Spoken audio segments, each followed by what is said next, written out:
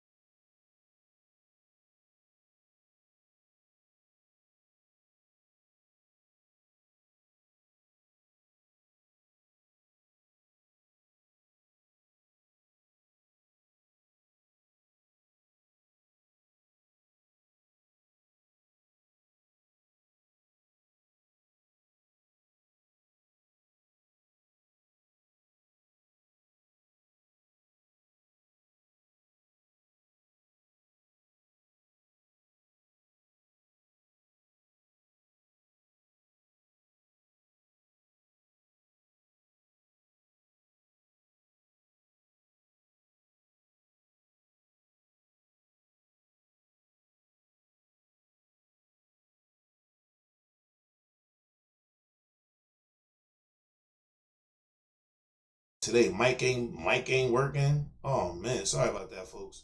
All right, can y'all hear me now? Can y'all hear me now? I'm sorry. Just been having some technical difficulties this morning. My StreamYards wouldn't work. My OBS wouldn't work first. Then my StreamYards wouldn't work. I don't know what's going on, man. My computer is acting up on me. But I'm gonna get it together right now. So again, I'm gonna try this again. Peace, Psycho. Peace. Good morning, good brother. Good morning, bro. I'm gonna try this again. So y'all, I'd like to welcome y'all to the AC Star Morning Show on this Monday, March 1st, 2021. On my what I call my Motivational Monday, where we talk about some motivational things in the community, that people that look like us, that done some great things. I know, and the subject that I have today is my man Hove. I know for some people, come on in, baby, don't worry about it. Don't worry about it. No, mommy gonna kill me if I take that Hove one. We can't take that Hove one. Let me just get let me get the one that I got yesterday. All right, can you remember that? The ones that I got yesterday that you put in the refrigerator for me? Yeah, let me get one of them. And then you got dance class. All right, well, look, don't forget, make sure you do that. And then we'll do that. So enjoy. Happy birthday today. Do we get to say happy birthday to you? No?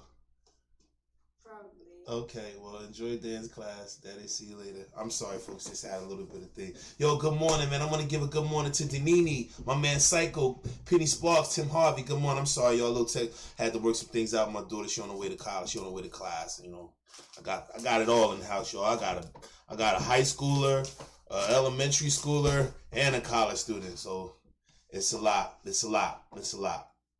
But yo, today's show, man, it's a little different. I'm gonna talk about a few things. First thing I want to talk about is my man Hove, and I want to talk about what he did. This weekend, getting his deal with Ace of Spades, rocking out with Hennessy and all that. I definitely want to talk about that. That's really important to me.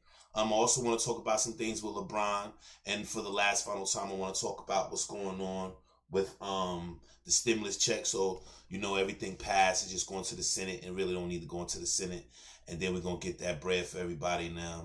See what happens. So I might talk a few things about what's going on in these YouTube streets. It's a lot going on right now. A lot of acrimony, a lot of beef that I really ain't worried with, concerned with, or really mess with like that. But I do know a lot of people out there that I love, and be messing around in these YouTube streets. So I kind of, want to deal with that. Thank you, baby. Yeah, that's fine. No, that's mango. But I'll take that. That's fine. That's fine. That's fine. That's fine. That's fine. That is fine. Yo, so good morning to everybody. Good morning to the crowd. Good morning to everybody. So yeah. Over the week or last week, I think it was February 26th, Hove has signed a deal with a major liquor distributor. I don't know if a lot of times when we look at Hove's success, right? We look at it through a lens of a lot of people get into the thing of we're what they call a celebrity watching or celebrity gawking or celebrity worshiping, right? And I don't look at Hove as necessarily a celebrity worshiping thing. I always look at Hove as one of us who made it, right? But what happens a lot of times is a lot of people don't want to look at it like that because of his affiliations and sometimes the things that he does, right? So first, it's huge when you come from where he come from, and you get all these brands, these different brands. He got Tidal, he got Rock Nation, he got Rock Nation Sports. He has so many different brands going on, and he's doing so many different things in spaces that African American faces wasn't always in. And to see him make way into the streaming music business, and see him make way into the luxury alcohol business with, you know, luxury champagnes and luxury liqueurs and things, cognacs and things of that nature. See, I think these things are huge because now it puts a face out there, right? And if you remember, prior to, we had a lot of issues with luxury brands, right? When you think about the Gucci's and the Louis Vuittons and all the things we went through with those brands, as far as like when, you know, they would come out with new things, and then you would see the subtle racism in it. Like when I can't remember which one of those, and they had the big lips and the huge character, the physical features was all huge and out of shape, and just not resembling a natural human being, but just more like mocking black people, right? So when you see with a lot of these luxury brands, you've seen a lot of subtle racism because there wasn't no faces in there that represented us, that came from our community, that would necessarily be like, oh, that's, stop a lot of these things before they made it out into the public, right? And I think a lot of times these things make it out knowingly. And I don't want to harp on race or be on racism, anything like that. I don't want to start off Monday like that. I really want to start this Monday off motivating my people to understand when we get into certain investments and we get into certain things, it's a good look for us. It's not always a negative look. And I've definitely wanted to highlight Hov's, interaction with different segments of society and different business segments that are usually not, I'm not going to say prohibited from black people, but usually not proliferated with a lot of black faces. You know what I mean? What's going on, Sweet Pea? Good morning to you. Mill Simpson, good morning, my brother. Good morning, good morning, good morning to you, my brother. So for me, it's like, I wanted to use this time to kind of talk about the things that motivate me. And when people like Hov make deals like that, that motivates me, right? That really motivates me. So that's what today's show is going to be about, Monday motivation, and about watching Hov and people of his ilk make moves like that. So first I want to start off by saying good morning to everybody in the chat. You know what I'm saying? I'm going to give a big shout out to Tim Harvey, my man Psychopatheist. Denini, good morning, Denini. Denini, it's a lot going on in these YouTube streets, my love. Woo! Man, you're going to have a whole separate show where you just give me the rundown, Denini, on everything, and I'm going to just sit back and listen as you just fill me in, because, woo, it's just so many bylines and by stories and backstories. It's a lot going on, man. Woo, you OGs in the game. Woo! Y'all got a lot going on. But please, one day, Denini, when you got some time, mama, come on over here to the AC Star Show and fill us in on what's going on, or what you think is going on. And not so much with you, because I see this one, you kind of standing on the outside watching it. But again, I want to thank everybody for showing up. Please hit the like, share, and subscribe button. I will put the Cash App information in there a little bit later on in the show. Right now, I just want to get this information out and say good morning to you guys, and hope everybody's having a good day today. I kind of had a little rough start with the technical difficulties, but I guess along the lines of what I'm going to be talking about in the show today, I guess the show will be for me too. Definitely will be for me too.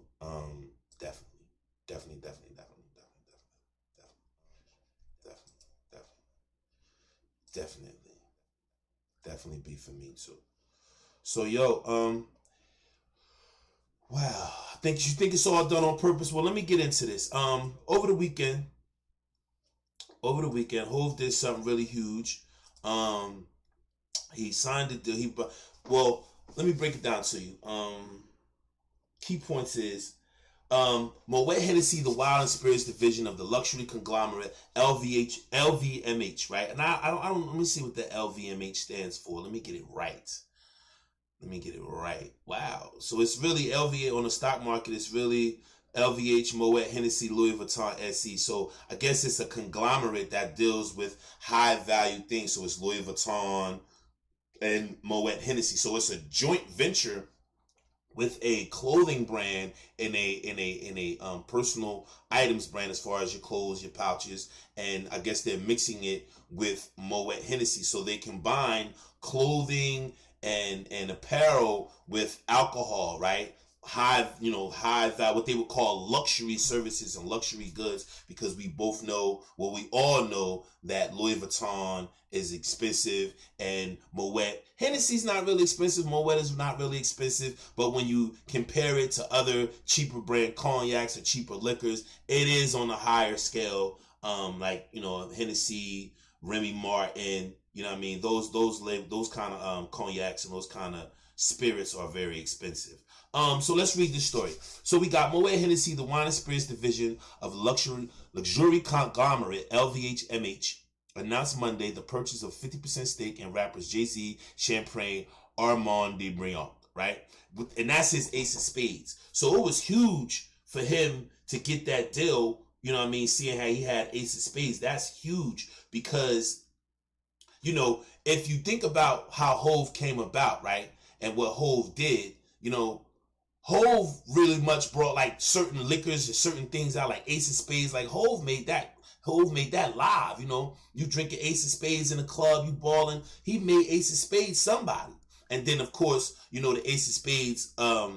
It was an article in Economist. I'm gonna read the article later, where the guy was like, I don't really want, the same old, we don't want you wearing our clothes, we don't want you drinking our liquor type of thing, it's for white people, it's for European people, it's for high class people. So when, Hov got whiff of that, it's kind of like, okay, cool, I'm gonna let that play off. And then eventually he was like, you know what, we ain't gotta drink y'all. So they started boycotting, Cristal. It was like, we ain't drinking that shit no more. We moving on to something else. So the culture kind of followed suit because, Hove set the trends in the culture. Hove is the one who say, yo, this is popular. This not popular. You know what I'm saying? So when he made that move to no longer mess with, to no longer mess with Cristal, that was huge for Cristal. Like they took a huge hit on that. Like that wasn't a good look for them. You know what I'm saying? That was bad for business. And I'm sure, the people at this spot was like, yo, what's going on? Like, how are we losing out on this market? You know what I'm saying? And it's crazy to me how, like, for the most part, they was making money, right? And then, they cut their own hand off to spite their face because they don't want to give us, a space. They don't want to give us movement in certain markets. So what they do is they try to harm us and keep us out of certain things. So when we big it up, they let us know on the side, like, look, we ain't really messing with you like that. Because if you look at it, I'm not sure if it's Louis Vuitton or one of the high fashion brands, when they did the racist shit, then they brought in Dapper Dan. And for y'all don't know, Dapper Dan is a fashion stylist who made taking those high fashion brands and turning them into urban brands. So when you remember the notorious Mike Tyson, the infamous Mike Tyson fight with Mitch Green, that happened at Dapper Dan's spot, because at the time, I'm sure both of them was going to get them a nice outfit or whatever to wear, because what Dapper Dan was doing, he was taking the MCMs and the Louis Vuittons and the Gucci's and he was chopping it up. You know what I'm saying? Yeah, it was Louis Vuitton. So he was chopping it up and he was making it street fashionable. So he was taking these major luxurious brands that most of us in the hood really didn't, deal with, and he was making it well, I'm not gonna say he was making it economically, but he was making clothes for people who normally couldn't buy those clothes in the market or normally didn't have access to Louis Vuitton, and he added his street flair to it. So when you fast forward 25, 30 years, I'm gonna say 30 years later, when you fast forward and Louis Vuitton get into Psycho, he styled all the hood celebs in the 80s and early 80s, late 80s, right? All of them. It was plenty cats from down here where I live at in Trenton that used to ride up there and get their Dapper Dan suits or go get their MCM custom made seat covers and things of that nature. Like Dapper Dan really took, luxurious brands to another level as far as making it hood accessible. He really made it very hood accessible. And when Louis Vuitton got in trouble, the first person they ran to was Dapper Dan. They used Dapper Dan to begin the process of bringing them out of their racial funk and putting diversity and cultural awareness to the brand. And I think not only did Louis Vuitton do it, I think other companies just using as a branding exec, as a person who just comes in and watches it himself. So they're doing a lot of things in these areas to deal with their racist actions, but at the same time, it's just using the same faces that we're used to do it. So I don't know if the diversity is permeating down to all levels and it's working in design or it's working in, you know, marketing, things of that nature. But I do know that they're making an attempt to deal with some of the racial blind spots that they have, because that's what I'll call them, racial blind spots. So for me, watching Hove get this deal, it was huge because they're acknowledging that Hove is a mover and a shaker. They're acknowledging that this young man from Bed-Stuy, Brownsville, the projects, is definitely a power broker in the world, and it behooves them to be in business with him because he moves numbers. You can feel how you want to feel about him. Peace, what's going on, BR? What's up, big sis? How you doing this morning? Let me see what Milton Simpson says. Jay-Z is Boule. I don't know, Milt. We can chop that up a little bit after I give my little speech. We can go back and forth, you know, about that. I don't necessarily think Hove is Boule. I think we associate Boule with money and class. I don't think because Hove is there as far as the economics and he's a Billy. You know what I mean? He working on that Billy. I don't think that he's Boule at all. Like they may be trying to recruit him, they may be trying to do something, but what Hove is, I mean, and this is deep for me, right? Because it's bigger than rap, right? Like I don't know how many of y'all familiar with state property and Hove and Rock, you know, and Rock Nation, Rockefeller bringing in, you know what I mean, state property and how that went along. But we'll talk about that. Well, why y'all think he's a 1%er? Because of his economics, he's a 1%er, but I don't think his logic and how he goes about life makes him a 1%er. Because what my thing is, a lot of the 1%ers don't really care about us. Like Oprah don't care about the common black person, right? Like, you know what I'm saying? I'll join you, Taz. I mean, I don't see how y'all can drag it. I don't see how y'all can say y'all can drag it. And for me, it's kind of weird that we drag our best and our brightest, especially when they do, you know what I'm saying? Well, this is my thing. This is how I feel about Hove. See, Trenton was one of the places where Hove made his name at, right? So I'm familiar with the people that's in his I mean, I do have a debate today on if the West Coast destroyed hip hop. That sounds interesting. Yeah, I'm gonna join you on that. But for me, a lot of people look at Jay a little different than I do. I don't look at Jay as this 1%er or as this person who's been infiltrated and white people using. I see a lot of people look at Jay like that, but I don't see Jay like that. I see Jay as a person who took his talent, who took his business genius, and it put him in different spaces, and he just wanted the people around him to understand when we go into these certain spaces, we can't do that. We can't do this, that, and the third. We can't be this kind of way because we're trying to get a bigger piece of the pie. Like, and a lot of people have a lot of criticism of Jay because they don't really know Jay. And a lot of people ain't even really fans of Jay.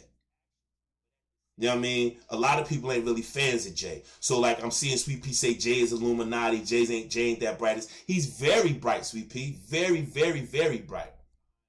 You know what I'm saying? Very bright. Jay-Z has turned a record label, has turned rejection into being one of the most successful, not only hip-hop artists, but successful businessmen in America. You know what I mean? Because my thing with him, peace, Triple OG. My thing with Jay is he's not only cornered the music market, but he's cornering the sports athletic market. I think it's genius that he started a sports agency, right? And in starting that sports agency, he's teaching young black men how to deal with their money and not how to blow their money when they become successful in sports.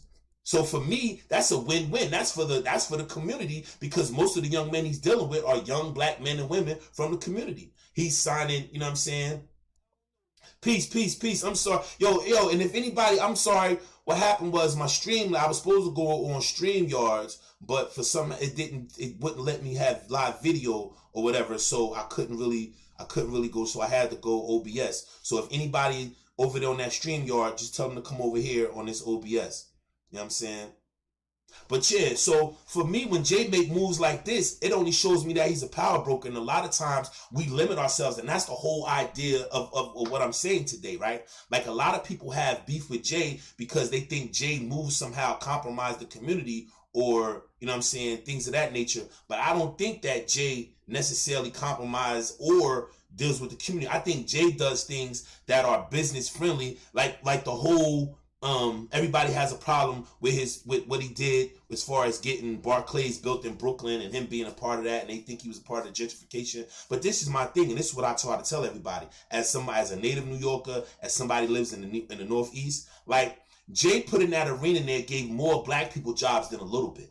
Like when you go to that arena, all you see mostly in security, concessions, maintenance crew is black people.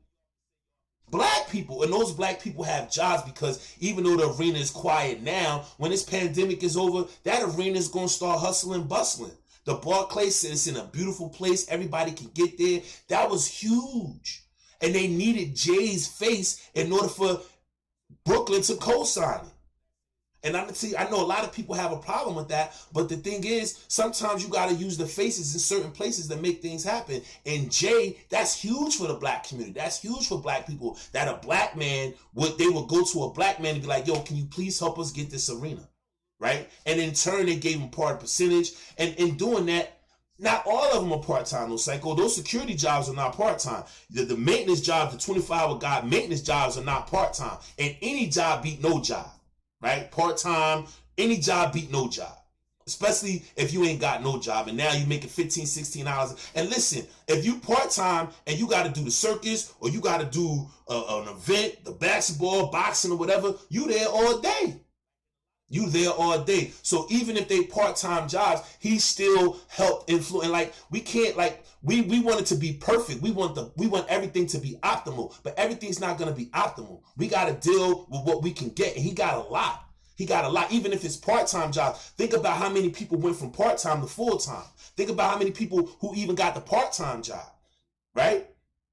Think about the residual businesses around it that pay people, because there's other things around it. But he didn't sell his community out for one steak. How did he sell his community out? I'm trying to understand. Oh, man, I wish I would have did this on Streamlabs because this would have been a great conversation. But I'm trying to understand how he sold his community out for a 1% stake. I'm really trying. Peace, Slide. Peace, Aries. What's going on? Good morning. I'm trying to understand how he sold his people out. Like, I don't see where he sold his people out, because in the end, his percentile was just to get him in the door and to get him to be a part of it. And I mean, and it came to fruition. And I think what happens is a lot of people don't live in this area, live in this community. It's like we watching it from afar and we're not paying attention to the real results that came from that arena and came from that partnership with him.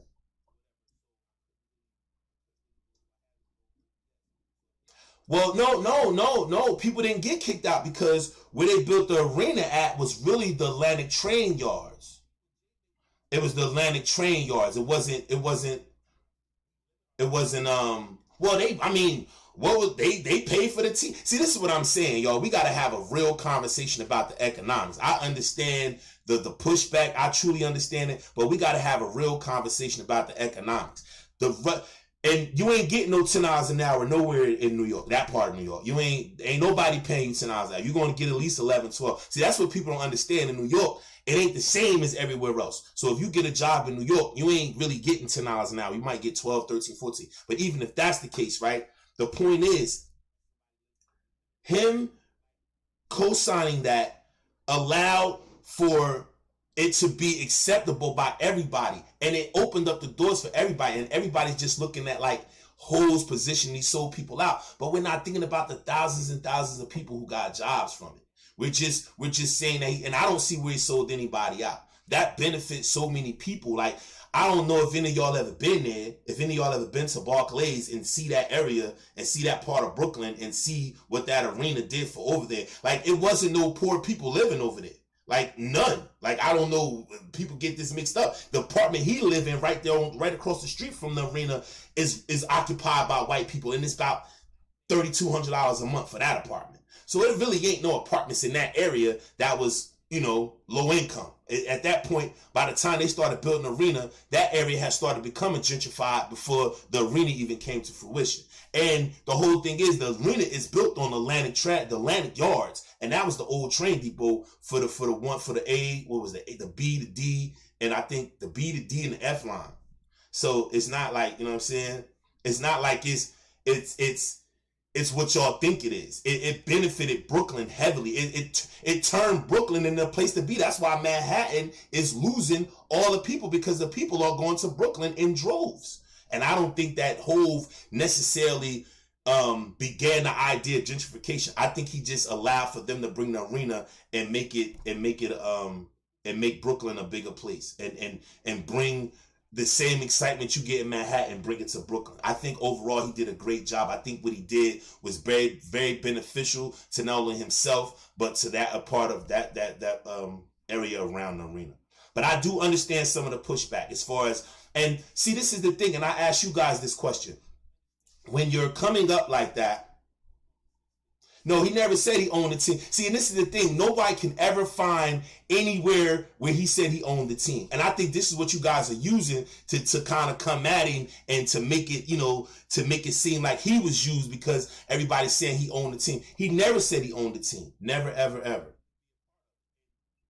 Never, ever, ever. Right. And also, Psycho, the thing is, the Knicks fans are more the traditional fans anyway. And Brooklyn is kind of, Brooklyn is bringing in new fans, bringing in some of the old Jersey fans who used to rock with them when they was in Jersey. So it's like a new franchise almost, even though it has its roots in Jersey. I mean, of course he was used, y'all. I mean, but when y'all say used, was he used in a way that was detrimental? Like how, like when y'all say it was used, when he used in a way, was it detrimental?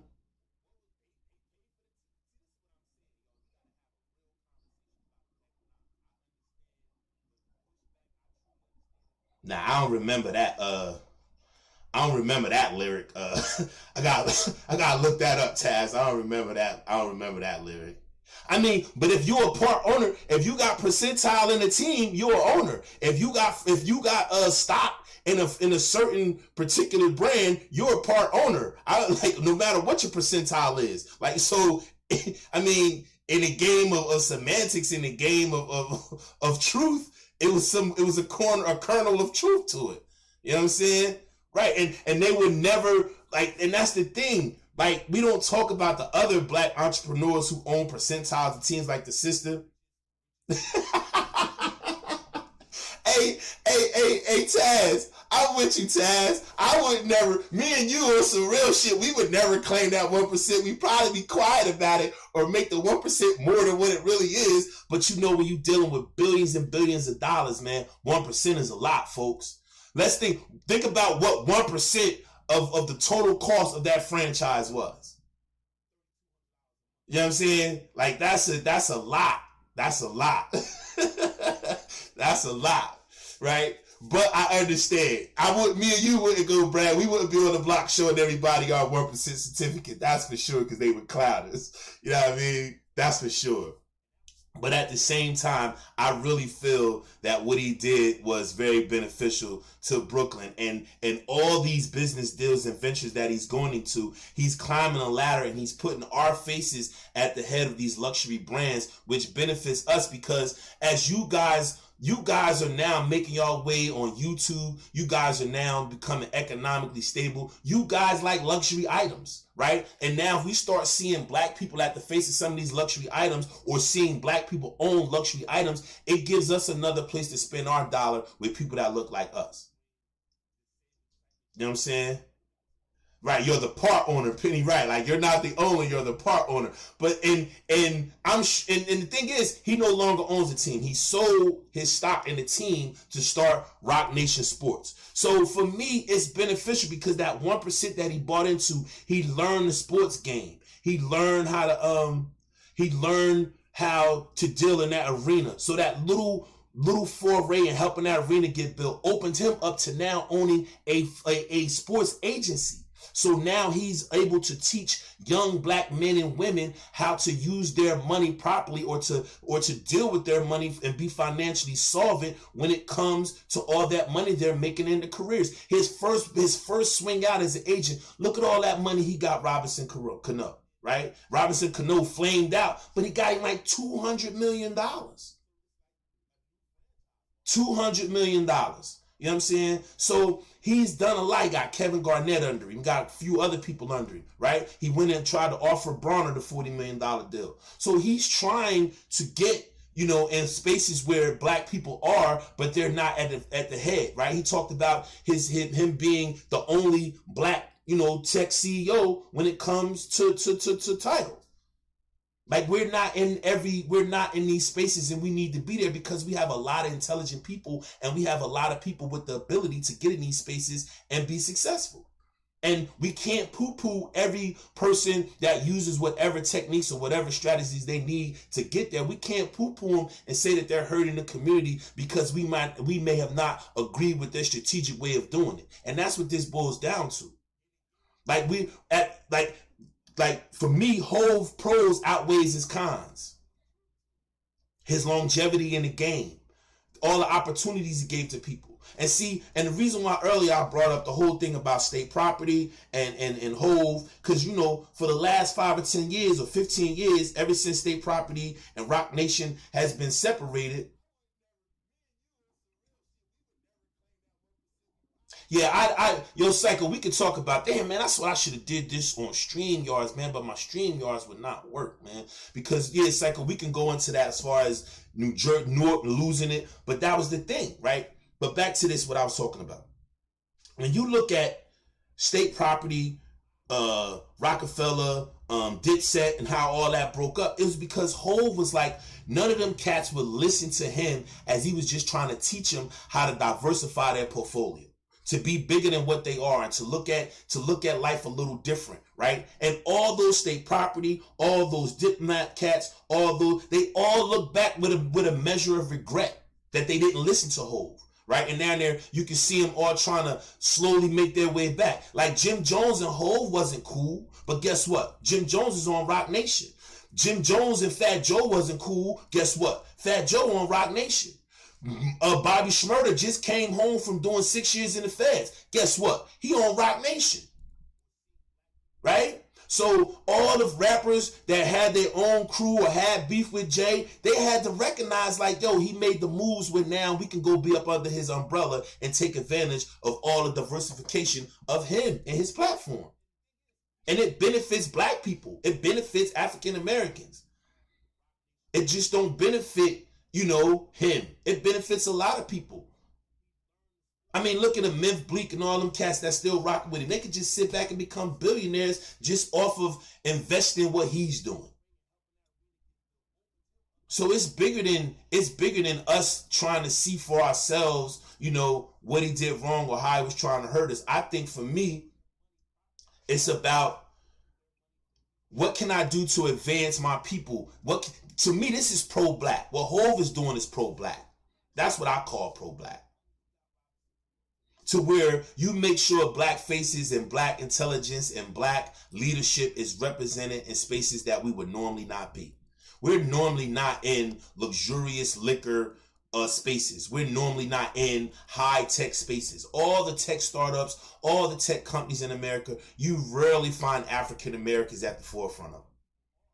And it's because we spend too much time, instead of learning from these people making these moves, we spend too much time critiquing them. Now, we can have our critique, right? Because it's their open season. They're public people. So we're going to have critiques of them. But at the same time, can we really drill down to what they're doing and take our biases out and put some objectivity into looking at what they're doing and really looking at it for what it is and seeing how it benefits everybody and not the micro, but the macro? Like if we was to expand out and see what these choices and what these endeavors do for everybody, like the whole thing with the Super Bowl, that gave other artists an opportunity to now get residuals from putting their music on Super Bowl ads. Everybody be like, oh, you know, where's Colin Kaepernick, blase Skippy. I understand all that. But at the end of the day, if they came to Hov and was like, Hov, we need you to make these business deals, and he's bringing other people in to create the music, those people are going to benefit from that.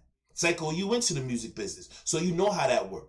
So you know what those what's the name checks going to look like, right? Those publishing checks going to look like, right? Those quarterly what's the name checks going to look like. Because when these people put out the music and they link it with the NFL, that they get paid every time whatever documentary, whatever commercial get paid, whatever gets done and their music was a part of that NFL setup, they get a check for that. And that's huge. That's huge.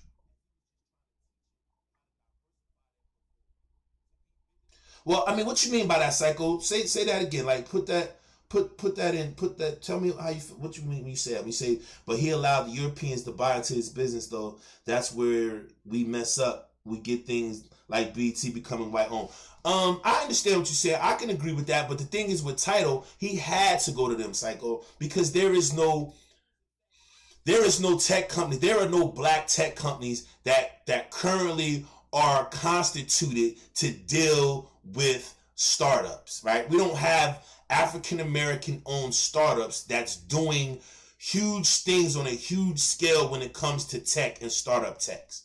So him buying into Tidal, or him starting Tidal and using people who already was familiar with the streaming apparatus and the streaming platform, was just a business. You can't start from nowhere. You got to start from somewhere. So him joining up and partnering up with people who already knew what to do, I mean, it's kind of a no-brainer. But I do agree with you that we need to be more mindful when we bring the Europeans in, that they don't one day buy it out. Now, the thing with that is, with the BT thing is, that came about because, what's the name? 106 in Park was ripping TRL to shreds as far as ratings, right? And Viacom had enough money to come in and buy BET. Like you can't turn $2 billion down if you started it with $15,000. Now think about that. They started it with his wife putting in $15,000, he putting in $15,000, and the white dude putting in $15,000. So a $45,000 investment, a little satellite antenna on the train tracks by Union Station in DC brought him $2.something billion. I'm selling for my kids, right? Because you put that $1 billion in the bank, that shit gonna rock forever, right?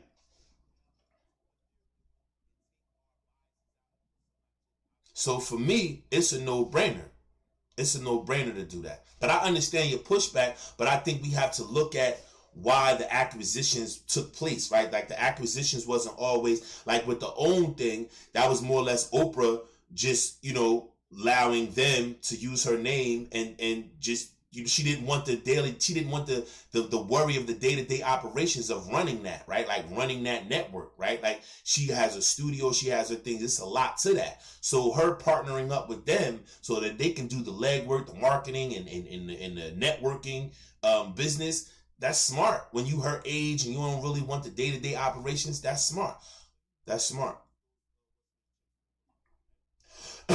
Why do you think that, Psycho? Like do you think they sell these things because they want the whites to have a share in it, or do you think they do it because they're looking for the financial windfall of partnering up and splitting the dividends on these businesses?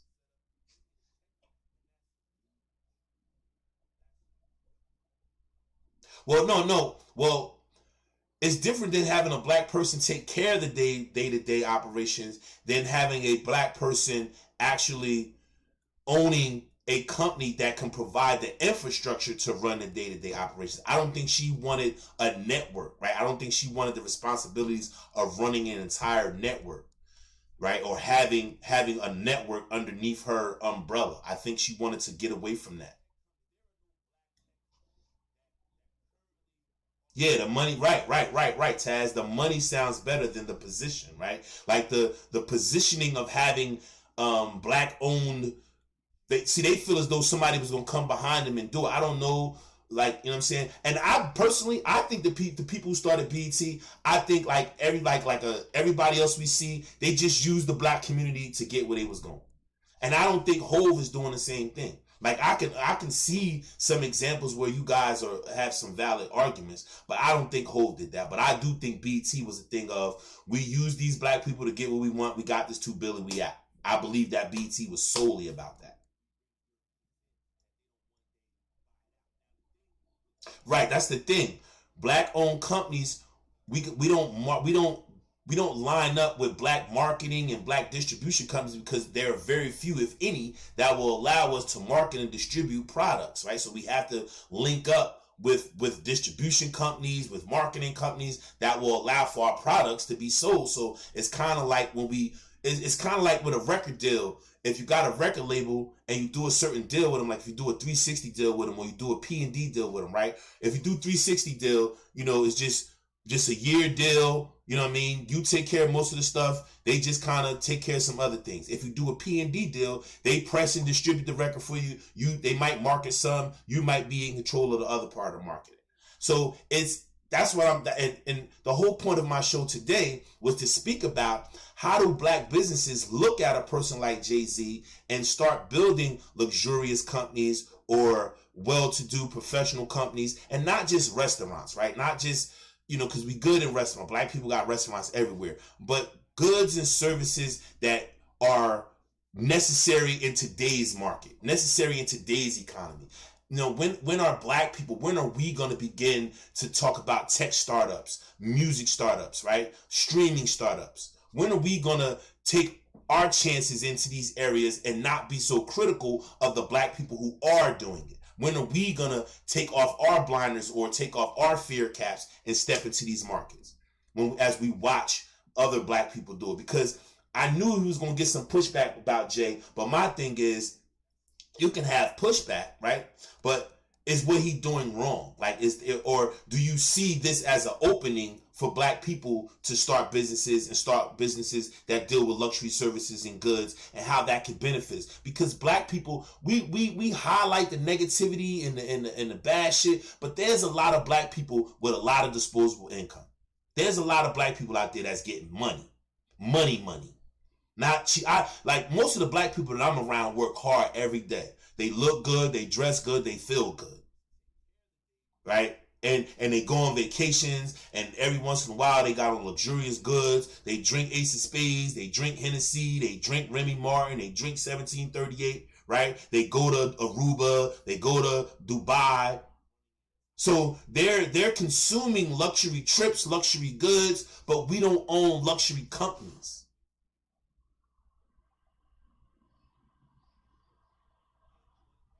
You know what I'm saying? Like, when are we going to get into things that will advance us as a people? Because we're kind of stuck into civil service jobs, and everybody want to be a basketball player, a lawyer, drive a bus, drive a truck. Everybody say, get in. Now everybody want to be a truck driver. So we all driving trucks. Who teaching the kids? Who's building the computers? Like, think about this, folks. Think about this. I need y'all to really think about this. African Americans have been in America for a very long time. We are on the forefront of a lot of technology that we see and use, as far as the computer, microchips, the telephone, the iPad. Black people have been at the space travel, all type of shit, right? We don't own no technology companies. We don't own no car companies. We don't own say people who make radios, stereos, no Panasonics, no nothing, no Pioneers. We don't own any of that stuff. And how, it's a dude, and anybody who's been locked up, it's dudes in there that wire hand radios and had a whole jail rocking. It's dudes that you can go for a soup, couple honey buns, he'll make you a whole stereo system with a little radio that you buy at commissary. So we have the industrial people that know how to make wires work, make electronics work, make things work, but do we have companies for them to come and work at? Like, see, we have to partner up and we have to climb the ladder and we have to, you know, wiggle our way in and make deals to become 1/10 of a 1/10 percentile owner of something in order for us to sneak in there and then become a part of it in totality.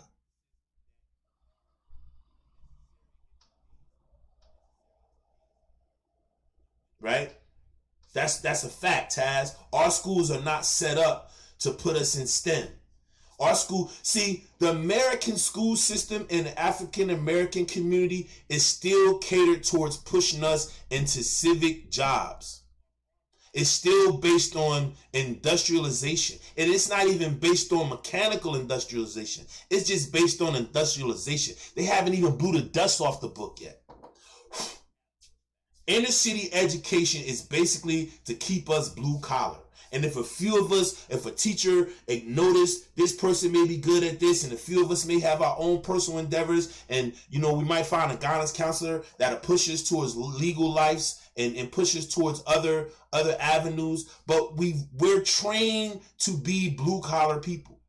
We're trained to go out and just fill out an application and hopefully somebody will give you a job. We're not trained to, like, and this is some real shit I'm about to break down to you. And I always talked about this. The white man's greatest propaganda, for me, in my opinion, his greatest propaganda coups are two shows, and y'all gonna crack the fuck up. Y'all gonna think I'm crazy. But his greatest two shows are the Flintstones and the Jetsons. And why do I say that? Why do AC Stars say that the white people pulled off the greatest propaganda coups with those two shows? And I'm gonna take my time and say why. If you look at those two shows, the Flintstones and the Jetsons, right? The Flintstones is all about, you know, blue collar, rock quarry, breaking down the rocks, you know, breaking down, digging in the ground, looking for materials, looking for more things, digging in the ground, blue collar guys, digging in the ground, right? You go home, picket fence, stone fence, wife, 1.1 kid, don't show pre-sexual marriage, so you ain't messing your mind up worrying about sex. You belong to the brand Pooba. You bowl, right? You go to Mr. Slate's shit, right? It trained a certain segment of white America to be the blue collar workers, to have no problem with busting the bricks, have no problem when the horn blow. You get off. You and Barney, y'all go have a beer. Y'all go to the Pooba Lodge. You know what I'm saying? You go bowling. You know. Betty and what's name, they got the woman. Betty got the food made at home. They got the pearls on, right? And they use that to show them that, okay, we're going to need a group of y'all to be industrialized. We're going to need some of y'all to come be blue collars and come to this rock quarry and bust these rock down and dig for this gold and do all that shit. And what they do, and if you fast forward, they brought it right back, because if you look on television now, right, and you look on the Discovery Channel and all those channels that deal with science and land and things of that nature, you see that the white shows with the guys out in the wilderness digging in the ground trying to find gold, trying to find resources, right? They tell them if you go work down in Louisiana or you go work in South Dakota helping them build the pipeline and digging in the ground, you can make a lot of money. So they see that lifestyle as something that they want to do. Now let's flip it to the Jetsons. Now the Jetsons is about technology, space, right? Put your food in the microwave, the whole dinner is cooked, right? Then the computer, you see all the computer things, and this is the 50s and the 60s that these cartoons was made. Hanna-Barbera. So you see, we are Jetsons, so it's about technology, it's about space, it's about the afterworld, frontier, right? So that was teaching the nerds and the geeks who want to get into computers and science and getting us out into space. So they created their blue collar workers and they created their nerds. And they gave them a byline like, yo, this is where you go. So if you watching those two cartoons, you're going to choose either the blue collar shit or you're going to choose space exploration. So they set their people up to already be prepared to work in these two industries. And know what you didn't see in either one of those cartoons? Black people. We was here. It was black janitors that worked at these production companies, I'm sure. No black faces, no black voices, no black characters whatsoever. Because it wasn't for us. Their message wasn't for us. Their message was to them. Like, this is our way of life. This is what we know as our mode of production. See, mode of production is a sociological word. A mode of production is how your society moves, how your society does things, right? How civilization does things, right? So we had our early horticulture, right? Where we just would go out and find trees and plants and birds and not birds and berries and shit, just stick in our mouths and eat just to fight back hunger. Then we became hunter and gatherers. So we took the horticulture of the berries, instead of just eating it right now, we learned we could stash some of this shit for later. We ain't got to eat it all right now. Some of it we could put to the side. So we gathered it, we put it to the side, and we go hunting for the meat that'll hold us over. And we can put all this shit to the side. Right? Then we had industry. That was our mode of production, right? We used the dirt in the ground and the oil and stuff in the ground. We used the materials and the rocks in the ground to make wheels and to make other things, right? To be industrious, to move us along a little faster. Then we became mechanized industry, right? Where we got the machines of England and France and the industries, the coal industry, the 17th and the early 17th, the early 18th, the early 19th century. Then we got technology. Right? That's where we at now is our mode of production. So what white civilization understands is you need a mode of production in order for your civilization to go forward. See, that's what slavery in 1865 and all, that's what all that was about. That was Lincoln saying, yo, it's time to move to a new mode of production. We don't need slaves anymore. This is going to hold us back. We need mechanized modes of production. We don't need human modes of production anymore. They don't move fast enough and we enslave them. We need to move like England and France. We need to get these factories over here. We need to get these train lines built. We need to do international commerce. We just can't do this slave thing. That's passé. Right. We ain't show up till slavery. Right. And I was going to get to that, Taz. And my thing with the Cosby Show, he didn't teach us. He was trying to teach us the same thing he always been trying to teach us, which is a good thing. To be moral, to be right, to do the right thing, right? That was Bill Cosby thing. At the end of all of Bill Cosby, what was the moral of the story? Did the character who the story was about, did they do the right thing? Or did Fat Albert have to come in and be the conscience of everybody and save the day? So he was still stuck on teaching us how to behave. When we went out into the white world, he wasn't teaching us how to get skills and what that world should be. He was teaching us whatever that world is when you go to, just behave. Just don't steal. Just be honorable. Just be nice. Just be kind, which is all good things to teach us. But once we get there and we're nice and kind and all this and that, what skills do we have to get the job? What skill? Nice and kind ain't a skill. That's a behavior. So I agree with you, but I think Bill Cosby dropped the ball. And now we're in a position where we have no propagandist arm, or we have no informative arm that's, taking our kids and teaching them, right? The military puts those commercials on. Be all you can be and digitize everything. So all the poor Mexican and black kids, we looking at that shit. We looking at them. They gonna teach us technology. They gonna teach us technology. So when I see Hove make a move like this, right, and continue to diversify his economic portfolio and begin to be representative in spaces that we wasn't in, for me, that's a sign that we down here on the lower echelon need to start looking at that. We down here on the lower echelon, when we starting these little YouTube channels and we doing these little YouTube things, we need to think about the bigger picture. We need to think about starting little tech magnets and things of that nature. We need to start talking about STEM and all that and how that will benefit us. Because now, like the other day, right, I don't know if this is me or y'all, but every time they talk about space, I don't never see no fucking black people. Every time they talk about the Mars rover and all that, I don't never see no black people. Like I see, and I get upset. I get upset with myself because I be like, damn, you chose hustling and all that crazy shit where you could have just doubled down on your studies and been where these people are at. They did what they were supposed to do. You did. So don't get upset at them. But I don't get upset at them. I get upset at the white people behind them that really don't let us in, right? Because I'm tired of that, man. Every time something big happen in space, you don't never see no black people. No black people. I mean, I'll look around the room. If they just when they show you the prehistory on the making of the equipment and the instruments and the tools that they're gonna use to go to Mars or the telescopes, you never see any black people. Right?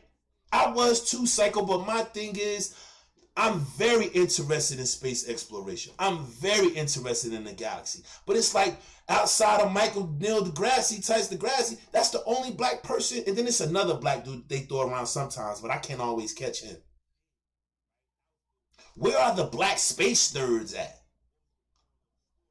Like, that's my thing. Like, I'm looking at Hove's actions as something for me to take on my side of the tracks, or take to something I like, and not be afraid.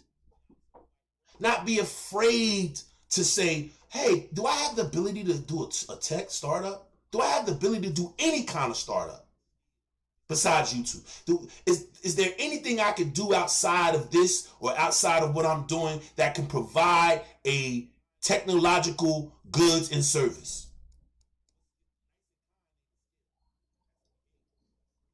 Like, is there any black people we can go to? Like this, right? For instance, right?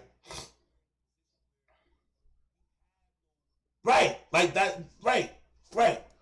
And so, and if you look at, and you know what's crazy, Psycho? Look at what you just said. The dinosaurs and stars, right? What's the Jetsons and the Flintstones about, Psycho? The dinosaurs and the stars at the end of the fucking day. So it's not only your journey, it's their journey. And they knew it. And they marked that journey, and they marked that path, and they gave their people the idea of, this is where we're going. We're going to need some of you to dig in the ground, and we're going to need some of you to help us get to space. And what they learned over the years is all their people may not be ready to do that. So they bring in the Chinese, they bring in the Indians, they bring them in, they allow them to assimilate there because it's a bigger plan. I mean, it's no coincidence that they bring all those other people from other international countries in to deal with tech, or if they put all the call centers in India. Imagine if all those call centers of all these major corporations in America was in America. Imagine if Sprint, AT&T, T-Mobile, Apple, all those people decided, you know what, we're no longer going to put those call centers in India. We're going to train African-American men and women in inner cities. We're going to find those abandoned buildings, all those buildings that's not being used. We're going to turn them into call centers. They're subcontracting out their best to other countries because they don't want to give it to us. And then we're subcontracting out our best and brightest and giving it to other people. So when we create a BET, or when we create a OWN, or we create an Essence, right? Or we create, the only one that's holding on for dear life is Puff with his network. Right. But the money that they're gonna, but the thing is, Psycho, that the economy in India is fast rising, right? India is becoming, they're on their first world track as we speak. So what you pay them now, you ain't gonna be able to pay them 5 years from now. And if you take those things out, you'll be able to pay Americans the same comparable amount of money.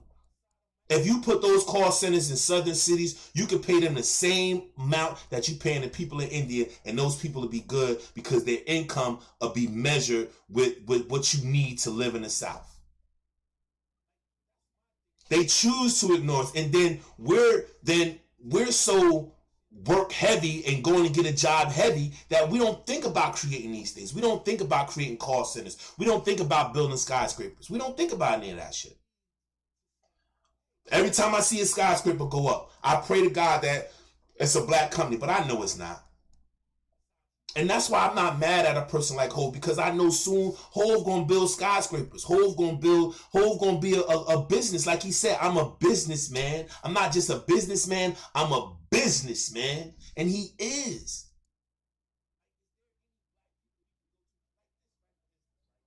He is a business. And we got to start taking these examples of business excellence and putting them in our lives, no matter how small it may fit in our life, no matter how small we may have to pack it to fit in our life to be an example. We still got to pack it in there. We still got to walk with it, because that's huge.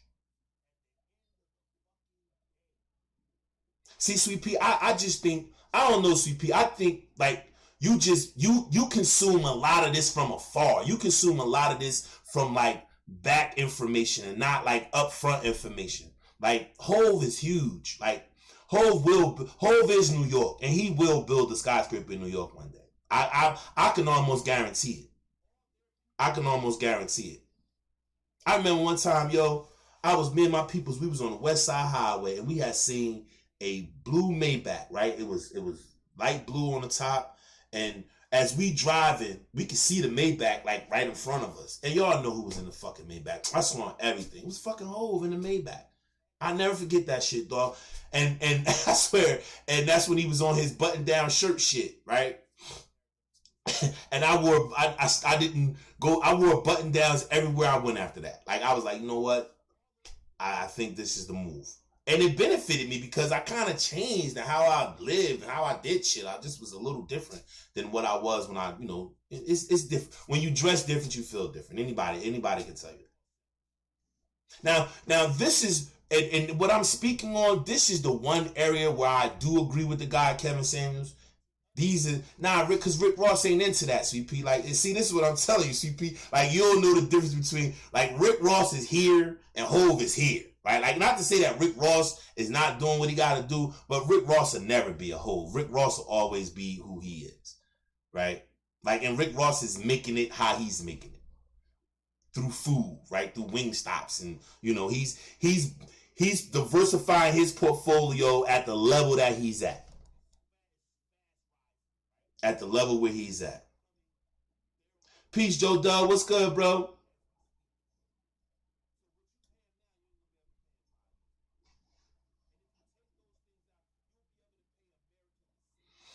Well, I mean, that was the case, Psycho, but like now, I don't know if you paying attention, Psycho. It's so many buildings going up in New York. And you know what they're doing now, Psycho? They're doing those skinny towers. They're trying to compete with like China, right? And India with those skinny towers, where they're residential skinny towers, where each floor is $1 billion. You know what I'm saying? Each floor is, so if you got 5 apartments that go 80 stories, you got 5 apartments on each floor. They each worth about 10 million, $20 billion. So when you get to the top, you got a $1 trillion building, right? So they're building a lot of skinny towers. Now, as far as corporate headquarters, I'm not sure.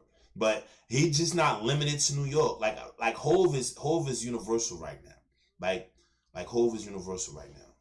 I want to play something real quick for y'all. This is his interview that he did on CNBC. I can't pull it up because I got something messed up. But let's just listen to what he's saying.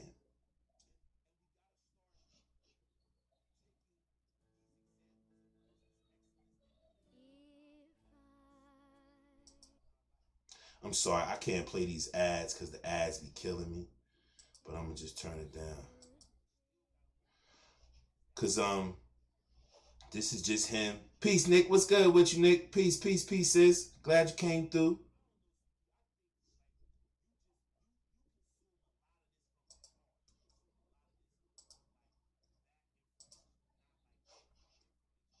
Play this little thing. Cause this is really important for me. This interview on CSNBC. I guess you gotta get through all the goddamn commercials, man. Jesus Christ. That's one thing. Black people, that's one thing we gotta do. We gotta put more commercials. Nah, Psycho, they got, I'm into skyscrapers real heavy, Psycho. So they got some new ones coming up. They got a lot of buildings coming up in New York. I get the, here we go. Let me let this play first and then we can talk about it. Stake in luxury champagne brand Armand de Brignac. It's also known as Ace of Spades. The brand was popularized and created by Grammy-winning artist and businessman. Can y'all hear that? Who owns it and will retain a 50% ownership stake alongside MOET. Joining us right now with more on this deal is music mogul and entrepreneur Sean JAYZ'S Carter. And Philippe Schaus, who is the CEO of MOET HENNESSY, the wines and spirits arms of LVMH. And gentlemen, welcome to both of you this morning. It's really great to see you on the news of this deal. Jay-Z, I was hoping we could start with you. Good morning. Good morning to both of you. Jay-Z, I was hoping we could start with you because I know that you are incredibly particular about how you do things. You talked about this with Tidal. You don't do things the easy way. You do things the way you think are going to have the best results. So why MOET? They just was aligned in our thinking and thoughts and, the way they care about products and creating products. When we built Armand from the ground up, we wanted to do things right. Integrity of it had to be right. The soil, of course, it had to be in Champagne because it can't be called Champagne unless it's from the region. When we build luxury products, whether it be from Rock Nation to Monogram to whatever we building luxury products, and Moet Hennessy goes about it the same way. So we are aligned in our thoughts of integrity and passion for the things that we build. And when I met, it started with Alexander. We had conversations, and then Bernard and they came to my house to have lunch in Los Angeles, my Los Angeles home. And maybe October of 2019. And, those conversations, escalated pretty quickly. I see these guys were men of their words. They say they're going to call you Thursday. It's Thursday. It just started out in a place of respect, and it built from there. It built pretty quickly. Philippe, I'll ask you the same question. Why this brand? Why did you come to Jay-Z? Well, this brand is in the field of prestige champagnes, which is a very attractive category, in which we have already several brands like Dom Pérignon or Krug. But of course, what Armand de Brignac did, or what Jay-Z did with this brand, is really creating a new market of its own at a very high level, high prestige level of the category, touching new consumers, bringing new consumers to the world of champagne with a very disruptive way of marketing, of bringing the product across, and that brand became a huge success, and we have been observing it for the last few years. And so when, thanks to the relationship between Alexandre Arnaud and Jay-Z, I was invited to these discussions. I mean, it was very exciting to us to enter this world, partner, and what we felt we could bring to the brand, which is already very successful, is the sheer power of our international distribution network, which really can, ranging from Asia to Europe and North America and Latin America and Africa, can really bring that brand further up from its current place where it's already very, very successful to even higher levels in the future. Jay-Z, this has to be particularly sweet for those who aren't familiar with the creation of this brand. You used to be a fan of Cristal. You used to sing about it. You used to talk about how you would drink it. And then the head of Cristal, the company that makes Cristal, made some ridiculous comments back in 2006, and you boycotted. Talk a little bit about that, just coming from that insulting comments to be able to build this brand over the span of such a short period of time. Yeah, we were just kids celebrating being alive. There were reports that, kids from our neighborhood wouldn't make it past 21. So, we were celebrating being alive. We were exploring all luxury products, and we happened upon a brand called Cristal. And, we popularized this brand within our community. And then there was those comments in The Economist. I think anyone else could look them up and see what they were. We were happy being consumers of this brand. And, as the universe would have it, an opportunity came right shortly thereafter. And it was just perfect to, build our own thing. The same way, we built Rock Nation. The idea of it was we wanted a record deal. It wasn't this plan to build this this big media company. It was we actually wanted a deal. I wanted a record deal. And when we couldn't get one, we built our own. Similar to, those comments forced us to build our own thing.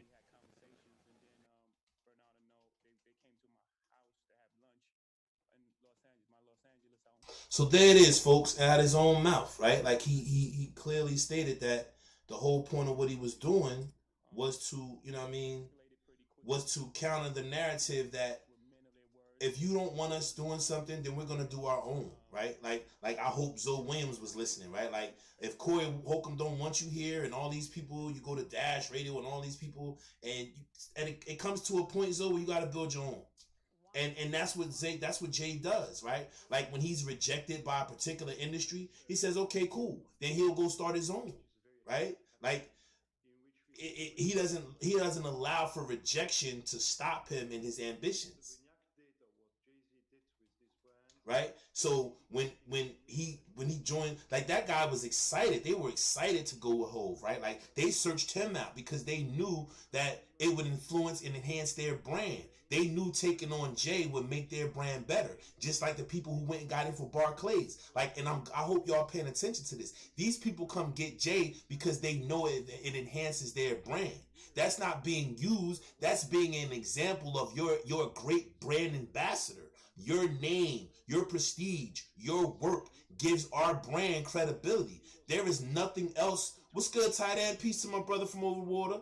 There is nothing more important for businesses now than to have street credibility. And fucking with Hove gives you street credibility. We can see this all the time wherever we go. We see people looking for street cred, right? Like people may say they want to be highfalutin and be above it, but at the end of the day, they really want street cred because they know street cred gives them value. And street cred is just not something that you can correlate with urban street cred. Street cred is business, right? When the person say you got street credibility, they mean that in the market. They mean in the market, your name ring bells. And in the market, whole name ring bells. Whether it's music, whether it's fashion, we gotta forget. We can't forget, right? That rockwear was dope. Like people wore rockwear. Like rockwear was a popping brand. He did that, been there, done that, right? And when he was done with it, sold, I'm all right, I'm good off that. We got that off. We take the money from it. We keep it moving. Because they understood that clothing runs its lane. Like, if it's not luxurious clothing, it runs its course. If it's not Polo, if it's not one of the main brand, it runs its course. Now, it may have its day again where the nostalgia of the 90s may come back. You may have people rocking rockwear again. Because I'm starting to see Fila come back, right? Where Fila was bumping in the 80s, and then it had a whole dead space for about 20, 30 years. Now you see Fila is back. Right, I remember when I was 15, 16, you'd be jealous. You see your boy come out with the whole Fila sweatsuit. Psycho, you gotta rock with me on this one. You see your boy come outside with the whole Fila sweatsuit and he had the red and blue or the white and blue, or you was like, dang, because Fila at that time was like, you know, it was a couple hours. It wasn't like going to buy some Nikes or going to buy, you know, Fila was like, okay, you gotta spend a couple dollars. And it died, but it's back. Like Diodora, right? Like New Balance, right? Like New Balance never went out. So there it is, folks. You know what I mean? It never went out, but it wasn't the same, right? So he understood all these different avenues of business. He's in music, clothing, print, movies, right? When they did state property, they did both state properties, right? He did movies. Now he's in the music as far as streaming music. Now he's into liquor branding, right? Owning a liquor company. Peace. What's good? Third world salute, little bro. What's good with you? Thanks for coming through. Hey, y'all, please hit the like and subscribe button, plan. Please hit the like and subscribe button, please, and the share button. Tell everybody I'm rocking right now. Get these numbers up, man, so your boy can make some moves. You know what I'm saying? So I say that to say, when you listen to what he's saying, it's about when a door was closed on me, instead of me pouting about the door being closed, I just created a brand. I took that rejection, I took that bitterness from that rejection, and I turned it into lemonade. I made something of it. And we can't always look at everything Hove does as him being used. We got to start seeing what it is.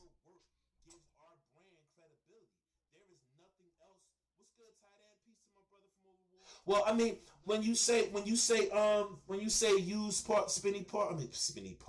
So you gotta put penny sparks. I'm calling you spinny parts. when you say that, Penny, right? I understand what you're saying, right? But we were gonna consume. Now in the Cristal, we might not have consumed, but we're gonna consume the Air Force Ones, right? Because and Hove is more white tees than Air Force Ones. Like, we ain't wearing Air Force Ones because of Hove. Now, white tees, throwbacks, button downs, now we might have listened, right? As far as the Cristal, yeah. But this is the thing. If we're being used, right, I would say we're being used if the person is not benefiting.